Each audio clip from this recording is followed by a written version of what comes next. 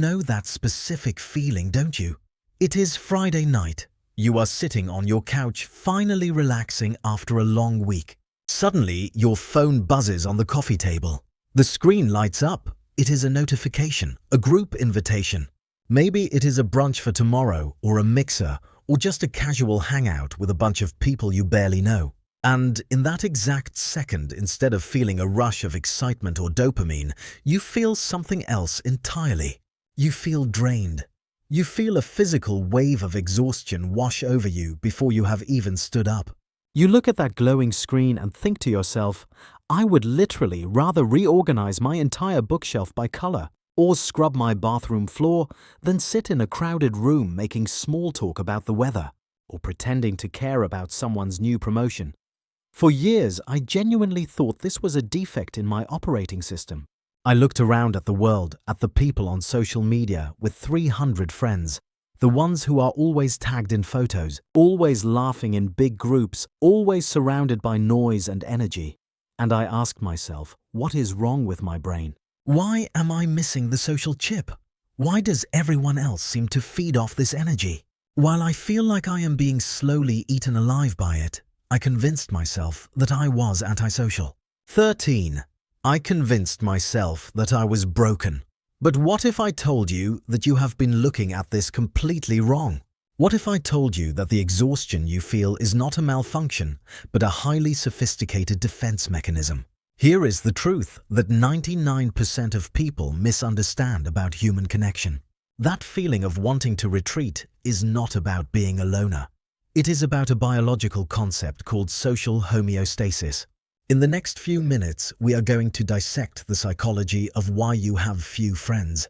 We are going to look at the scientific difference between the art curator and the hoarder when it comes to relationships.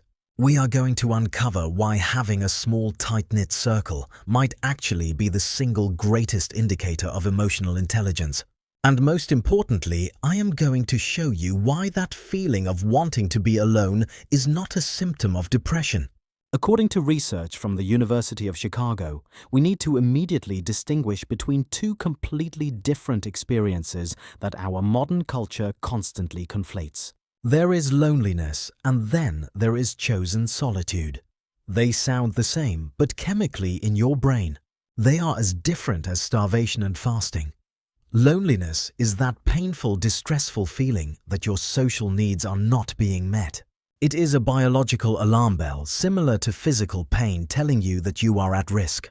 But chosen solitude is something else entirely. You can live a relatively solitary life and feel completely content. Or you can be surrounded by dozens of people at parties every weekend and feel profoundly, achingly lonely. The difference is not about how many friends you have saved in your contacts list. It is about whether the connections you do have actually align with what you need emotionally. Think about that person you know who has 3 close friends they have known since college. Now compare them to someone else with 800 Instagram followers who still feels empty inside.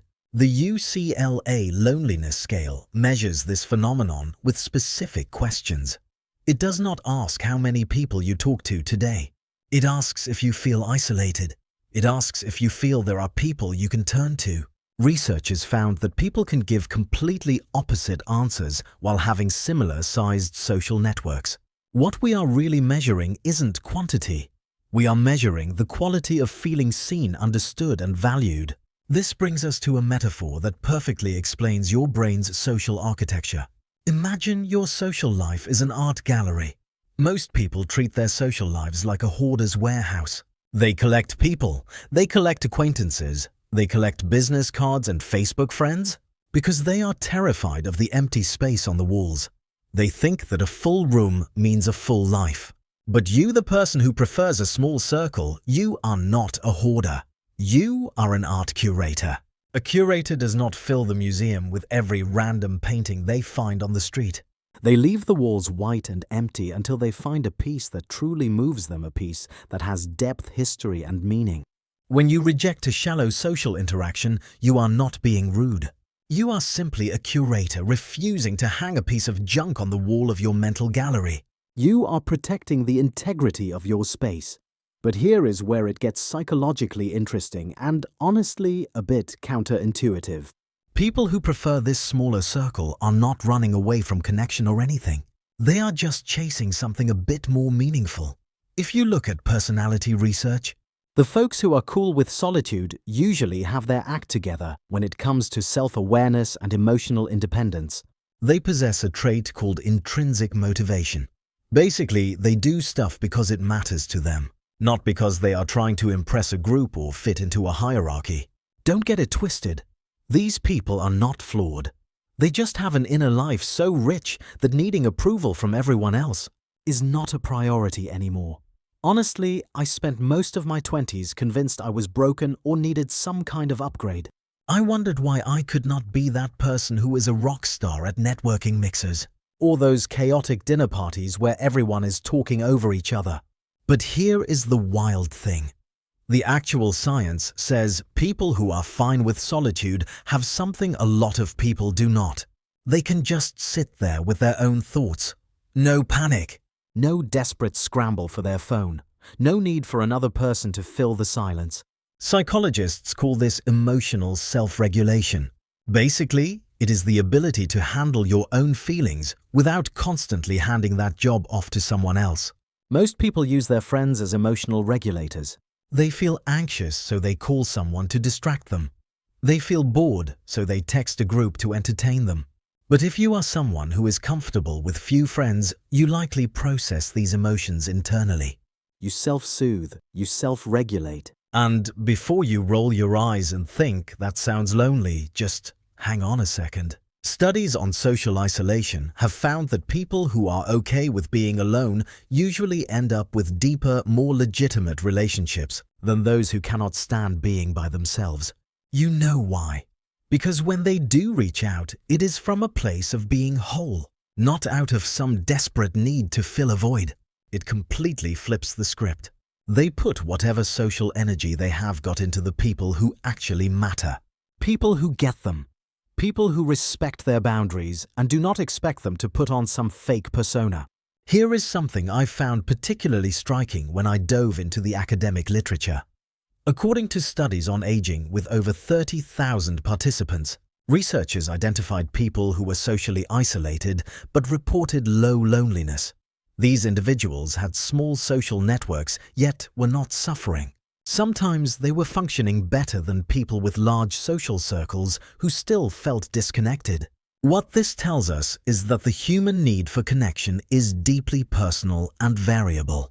Having only a handful of close relationships is not a deficit. It is a legitimate personality orientation. However, there is a dangerous trap here that we need to talk about. A trap that turns the art curator into something much darker if you aren't careful. Because while solitude is a superpower, isolation can be a silent killer. Einstein once said that the monotony and solitude of a quiet life stimulates the creative mind. Modern neuroscience backs this up completely. When you are not constantly processing social stimulation, Reading faces, managing group dynamics, or performing expected social scripts, your brain has bandwidth to enter what psychologists call divergent thinking mode. People with few friends aren't missing out on inspiration. They are actively creating the necessary space for it. But let's look at the other side of the coin because we need to be honest here. having few friends does not automatically mean you are lonely. But it also doesn't mean you are immune to the psychological risks of isolation. Research from the National Institute on Aging has documented that chronic perceived isolation affects attention, cognition, and behavior in ways that can genuinely impact long-term health. Studies have even linked persistent loneliness to cognitive decline. So the question isn't how many friends do you have? The real question is, Do you feel connected to the people who remain in your gallery? Here is the reframe that changes everything. The psychology of people with few friends isn't really about friendship at all. It is about understanding that human connection exists on a spectrum. The person with two close friends and a rich internal life isn't failing. They are thriving in their own lane. If you are someone who has always felt slightly out of step with the cultural mandate to have large friend groups, take this as your validation. You demonstrate higher levels of psychological adjustment, stronger boundaries, and greater emotional resilience precisely because you spend time reflecting on relationships rather than just accumulating them. So here is my challenge to you today. I want you to audit your social gallery. Look at the people in your life right now. Are they masterpieces that bring you depth, understanding, and peace? Or are they just filler art that you are keeping around because you are afraid of empty walls? It is time to stop apologizing for your small circle. Embrace the art curator mindset. Protect your peace. Cultivate your solitude. And remember, it is better to sit alone in a room full of masterpieces than to be crowded in a warehouse full of junk. If you are ready to stop feeling guilty about your social choices and want to understand even deeper layers of your personality, you need to see what I have uncovered about the shadow self in the next video. It explains the dark side of our personality that we hide from everyone, even our closest friends. Trust me, you do not want to miss that one. Click subscribe right now so you don't lose access to these insights, and I will see you in the next deep dive.